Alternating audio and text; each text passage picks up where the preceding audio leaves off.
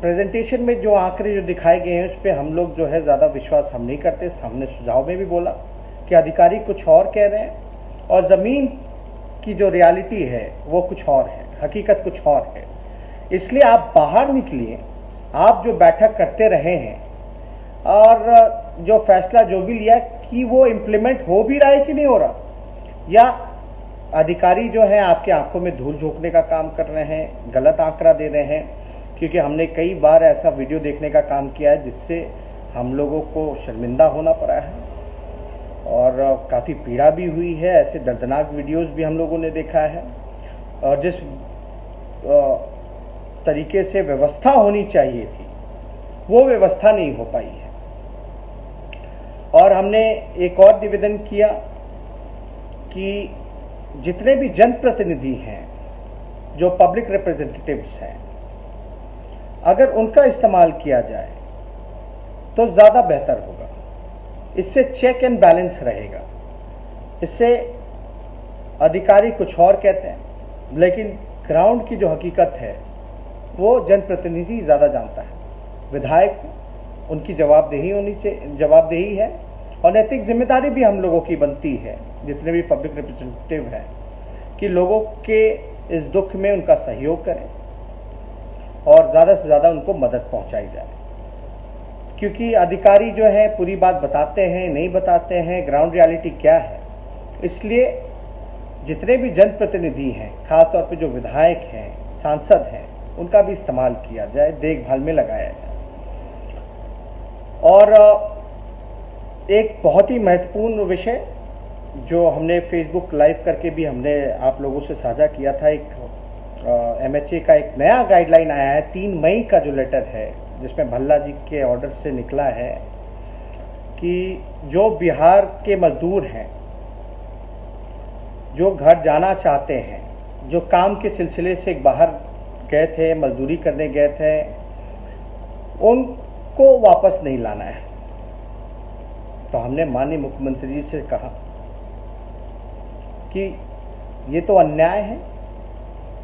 जो बिहार के लोग, बिहार के मजदूर जो घर आना चाहते हैं, ये कैसा गाइडलाइन है? इसमें जो है तुरंत किसी भी प्रकार से इस गाइडलाइन को जो है बदलवाया जाए। और आपकी तो बात सुशील मोदी जी कहते हैं कि भाई आपकी बात केंद्र मानता है, क्योंकि हमने देखा था कि पहले भी सुशील मोदी जी ने कहा था कि जब गाइडलाइन की, जब नियमों का हवाला दिया जा रहा था तो गाइडलाइन के बारे में बताया गया कि मुख्यमंत्री जी के कहने के बाद, सुझाव देने के बाद केंद्र ने माना है। तो उम्मीद करते हैं इसी प्रकार से कि ये गाइडलाइन में भी तब्दीली होगी और जो भी कन्याकुमारी से, कश्मीर से कन्याकुमारी जो भी हमारे भाई फंसे हैं, उनके लिए घर वापस आने के लिए, मजदूर जो गरीब हैं, एक राहत का काम जो है उनके लिए राहत मिलेगी और उनको छूट मिलेगी। इसलिए हमने ये गाइडलाइन का भी हवाला दिया। साथ ही साथ हमने जो मजदूर भाई हैं, खासतौर पे जो किराया उनसे वसूला जा रहा है, इसमें भी हमने सुझाव दिया है कि राज्य सरकार जो है अपने तरीके पूरा जो खर्चा जो है, राज्य सरकार जो पूरा खर्चा जो है एडवांस में ही रेलवे को बुकिंग कर दे। और लगभग 12,000 ट्रेनें रेलवे के पास हैं पूरे भारत में। ज़्यादा से ज़्यादा ट्रेन एडवांस में बुकिंग करके उनको लाने का काम किया जाए। और रेलवे का गाइडलाइन भी हमने उनको दिखाया, लेकिन उस पर भी कोई जवाब नहीं मिला। कन्फ्यूजन जो है वो साफ तौर पे हर जगह दिख रहा था। तो हमने साफ तौर पे बोला है, अगर आप सक्षम नहीं हो तो हमारी पार्टी जो है तन मन धन से जो बल पड़ेगा हम लोगों से, जो हो पाएगा हम लोग करेंगे। पहले भी हमने 2000 बसेस की बात की थी या 50 ट्रेनें जो हैं वो देने की बात की थी।